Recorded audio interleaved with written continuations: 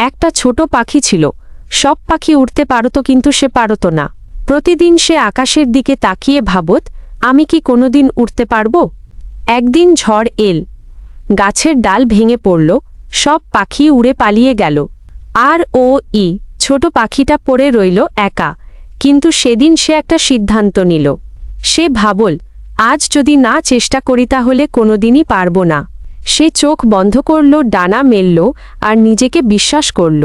প্রথমে পড়ে গেল, ব্যথা পেল, আবার উঠল, আরেকবার চেষ্টা করল। আর ঠিক তখনই সে অনুভব করল সে উড়ছে। এই গল্পটা শুধু পাখির না, এই গল্পটা আমাদের সবার। আমাদের জীবনে এমন অনেক সময় আসে যখন কেউ আমাদের বিশ্বাস করে না। কেউ বলে তুমি পারবে না, তোমার দ্বারা কিছু হবে না। কিন্তু সত্যিটা হলো, যদি তুমি নিজেই নিজের উপর বিশ্বাস না রাখো তাহলে পৃথিবীর কেউই তোমাকে বিশ্বাস করবে না।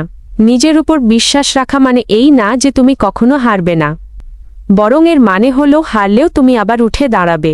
মনে রেখো, সব বড় মানুষ একদিন ছিল সাধারণ মানুষ। তাদের আলাদা করেছিল শুধু একটাই জিনিস, নিজের উপর বিশ্বাস। আজ যদি তোমার স্বপ্ন ছোট হয় সমস্যা নেই, আজ যদি তুমি দুর্বল হও সমস্যা নেই, কিন্তু যদি তুমি চেষ্টা করা ছেড়ে দাও সেটাই সবচেয়ে বড় হার।